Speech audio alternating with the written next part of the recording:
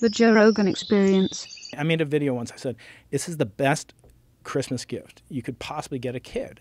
Because with it, you can see the same craters on the moon that Galileo saw. Light pollution does not obscure the planets. Light pollution does not make impossible. I'm not advocating for light pollution, but I'm just saying right here in the middle of Austin or in the middle of San Diego, I can see the exact same things that caused Galileo to realize that the sun is the center of the solar system, using scientific reasoning and evidence based on observation.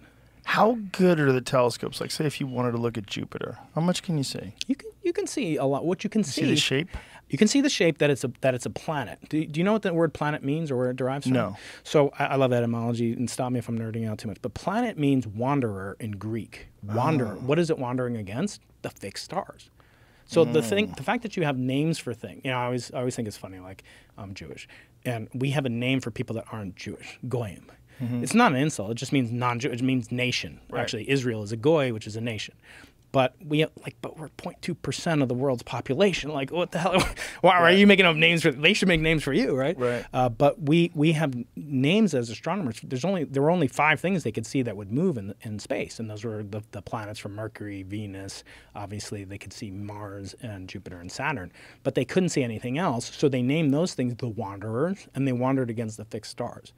Now we know the stars do move, and actually the whole galaxy moves, and potentially, we'll get to this maybe later, maybe the universe in some sense could be said to be moving in a vaster landscape called the multiverse, which we can get to at a certain point. But the planets, you can see them. But what's so important is what Galileo saw. Jamie, if you could show this, it would be amazing. Galileo in the winter of 1610 in northern Italy, where he was living, he used a telescope not any better than this. In fact, this might be better because the glass is better, even though it's a Chinese piece of junk I bought on eBay. But he was able to measure Jupiter and see it, and hopefully we can see it on the screen. And he saw it as a disk.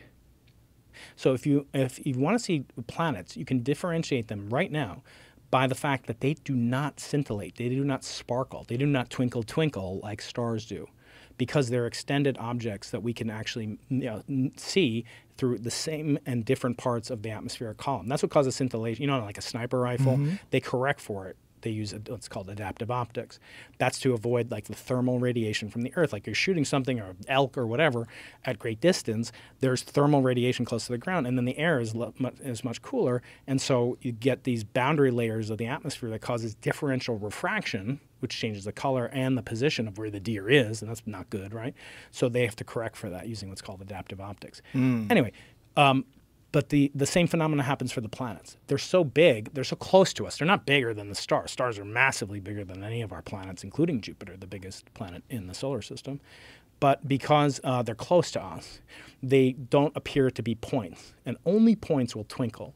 So if you want to identify a star versus a plane versus a planet, the planet will be the thing that doesn't move and doesn't twinkle. That's called scintillation. They do not scintillate the same way that stars do. So what Galileo did in January of 1610 is he made a series of observations of the planet Jupiter. He knew exactly where it was. He also invented the tripod. He was the first person these things that we just take for granted. Like, Joe, do you know that they didn't have clocks back then? There was no clock. They couldn't measure time. Right? They had sundials, but what are you going to do at night? What was the first clock? So Galileo tried to invent the first clock. It was actually part of a precursor to the Nobel Prize. It was something called the Longitude Prize. They offered a prize. I don't know if you've ever done any boating or whatever, but when you're out on the ocean, it's extremely hard to determine what your longitude is. It's easy to find your latitude. You just look for Polaris, the North Star. You measure your elevation, and that's going to complement where you are latitudinally on the axis going from South Pole to North Pole on the Earth. But it was impossible to tell where you are east to west from the prime meridian unless you had an accurate way of measuring time. So Galileo was one of the first people to try to compete to win this prize, which was worth like $1 million back then in those days. And he tried a couple different ways to invent timepieces, but the one that he tried to settle on was this use of the planet Jupiter's moons. Jupiter has 4 moons. I came for that look, Joe. I came for that look. It's just I can die happy. I got the look. Wow. Jupiter has 4 moons. And you can see them with this telescope. and I'm going to give this as a gift to you for your That birthday. little tiny one? You can say it, yeah. If Jupiter's out, you know where to look, and you kind of use a little bit of How creative. much power is that one? This one's about 12, 15 power. So you could do it with 15 binoculars? Yep. Yeah, easily. Yeah, you'll see what you'll see.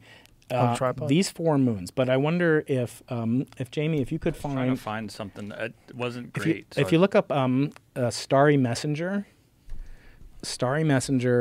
Galileo sketch Jupiter. So what Galileo did is he turned the telescope to the moon in 1609, and then in 1610, there they are, Jamie, on the right with those stars. Look at that illustration of Galileo. That's his handwritten. I've seen a friend of mine owns this copy, a first edition of these books, and you're looking at it, and actually a first edition, the actual copy that he wrote on? Not only that, yeah, the first edition, but it has his handwriting on it in pencil. Whoa. It's insane. Oh my God, that's got to be worth $1 billion. Oh, Jamie, could you please go back to that? Those illustrations? I had this thing. I think That's the handwritten stuff? Yeah, oh, yeah. wow. So I couldn't tell what this was. That's why I didn't want to bring it up. Man, It's okay. imagine having a piece of paper that guy wrote on. Can you imagine it? So this is this is a depiction of him showing. So Galileo's the guy with the beard looking down, like Andrew Huberman, at the guy with the white beard. Andrew Huberman. Got that beautiful chiseled beard. That's right, muscular. So he's showing these Venetian senators and because they were in charge of the military budget. So even back then, there was a scientific military connection that he realized because Galileo was kind of a cad. He had a bunch of mistresses. He had some illegitimate children. And How dare you, Galileo? He had to support. How dare you not be pure? He had to support his brother, who's kind of a no-goodnik. But anyway, the sketches in the lower right show the planet as you will see it with this telescope. And I'll let you know when it comes out. And those 4 little dots, there was an image a couple of pages back, Jamie, that showed the planet as a disk, and then there are 4 stars. And if you go back one, I'll point it out to you. Yeah, see that thing in the lower right, Jamie? It's a Pinterest thing. I don't know if that's yeah, click on that. So here's a couple of, see it says January, well, it's hard to see. It's January 1610. That's Galileo's handwriting. Wow. And Ionis is like Jupiter, okay? So he had shit handwriting. Oh, I know, yeah. I always thought people back then just wrote perfectly with feathers. Who knew how to read it? That's right. Good point. That's a very good point. So he's got like a doctor's handwriting. Exactly. So this is his first major book. And in the upper left, you see the sketch of the moon with these giant craters on it. That Over there, crater, Jamie? yeah. So if you go back, Yeah, click on it. So click on that, Jamie. That's his sketch? That's his sketch of the moon through this telescope, essentially. Okay. Now the interesting thing is, see that big crater? That doesn't exist. Really? It does not exist. The one on the top? No, the one on the bottom. That one. Yep. Doesn't exist. Does not exist. Now, why is it there? He was a smart guy. He wasn't like he was an Right. artist too, by the way. His father, Vincenzo, was a beautiful musician, a well-known musician. He was a sketch. I mean, this hand-drawn sketches. Why did he put that there? Because Joe, he wanted to convey not only what it looked like, but how it felt. He was conveying, and when you see it, you'll feel like it's like that big, but if you actually measure it, it's about 10 times smaller than that. But so he just made it larger than it really is. to emphasize it. And what's so cool about that, if you want to know, you've had on like my friend Sean Carroll on, he talked about the Higgs boson when he was on the first time. If you want to feel what it was like to discover the Higgs boson, you need 10 to 20 billion euros, and you need a Large Hadron Collider. Okay, good luck. I don't know if Spotify's gonna, hook you up there. But the feeling that Galileo had, you can have that tonight. You can feel what it's like to see things for the first time in human history, because it's your own history. You're experiencing it for the first time. There's no other scientific tool, nothing. Even the microscope, it's not the same viscerally. You will be connected to Galileo 400 years ago, feeling he was terrified. When he saw those pictures of those dots, he realized what he was looking at was not just like some stars that happened to be next to Jupiter. He realized he discovered another solar system, a system in which there was a massive gravitating object, Jupiter, and around it were orbiting satellites, were orbiting moons around it. Today they're called the Galilean satellites. He actually named them after his benefactor, those patrons, the Medicis, who were the richest, people in that part of northern Italy. So he was clever, right? He was trying to curry favor. Sure. Maybe it would be like if we named the Higgs boson, we named that after, the European, equivalent of the IRS, right? Right. He was kind of a kiss up, in some ways, sycophant. But it had to save his life and he needed money and so forth. Right. But when he drew that, he realized, wait a second, the Bible and all teaching heretofore said there is only one center to the solar system, and it's the Earth, not the sun. This is called geocentrism. Everybody believed that. Aristotle, Plato, everybody had believed that for a long time because it said it was natural that heavy things should fall towards a center, and the center that everything seemed to fall towards was the center of the Earth or the Earth itself. Therefore, the Earth must be the center of the universe. Remember, the solar system was the universe for a long time. Then for an equally long time almost, the galaxy was the whole universe. And now there's the universe and maybe the multiverse that we'll talk about. So this was just incredible realization to him. Imagine like you come upon this thing and you realize you're the first person in human history ever to feel that. Is there any documentation of his struggle with trying to convey these ideas to people that had very strong religious beliefs? Yeah. Because obviously it turned out to be a catastrophe for him. That's right. But what did he convey in his writing the frustration that he had? He's such a fascinating person. I always make a provocative statement that like we don't need English departments. We should just teach like physics and astronomy because some of the great scientists of history, men and women, were tremendous orators. They were tremendous writers, and they could convey things through the written word that was pure artistry and mastery. And Galileo would say things like, I do not believe that the same God who has given us senses to understand the world would require that we not use them, and I'm butchering the quote, not use them in order to better understand it. He would write things that he had discovered things, only as a way to open a portal into the universe such that minds more astute than mine may be able to walk through this portal. And he was being a little falsely humble.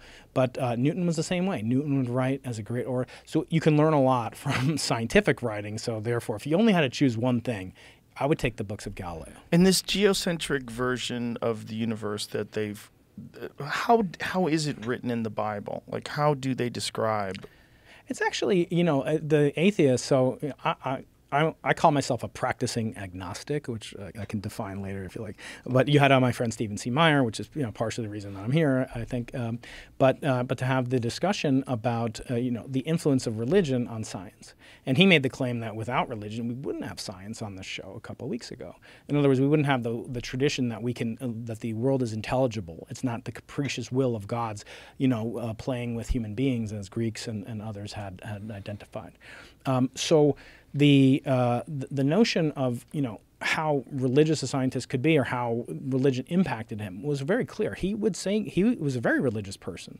In fact, 2 of his daughters were nuns, and because of his, I always say, like, imagine we're living in a time where someone like Anthony Fauci or Francis Collins or somebody that they were not only the scientists, the expert scientists say, but they also control the government.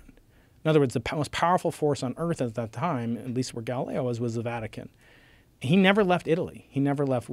Italy didn't exist back then, by the way. They were only city-states, right? Tuscany and Venice and Rome and so forth. But the notion, it was a Catholic band of jurisdiction, and Catholic Church had sway over that part of Italy and Tuscany where he was. He was very religious, but he thought that he could say things like, if he proved that something scientifically was true, he didn't understand why that couldn't be part of the religious canon. So he was surprised. In other words, he felt that the signature of God is truth. So if he discovered truth, it wouldn't be a problem it wouldn't be threatening. But I argue back then, it was kind of threatening. Like if you started having a bunch of people say, oh, the Bible's wrong, we've been misled, and they're the government, not just scientific authority, they're the government, it could lead, I'm not saying it's good, but it could lead them to want to suppress that, right? Because it could lead to insurrections, it could lead to whatever, and rebellions. And that could be perceived as very threatening to the state.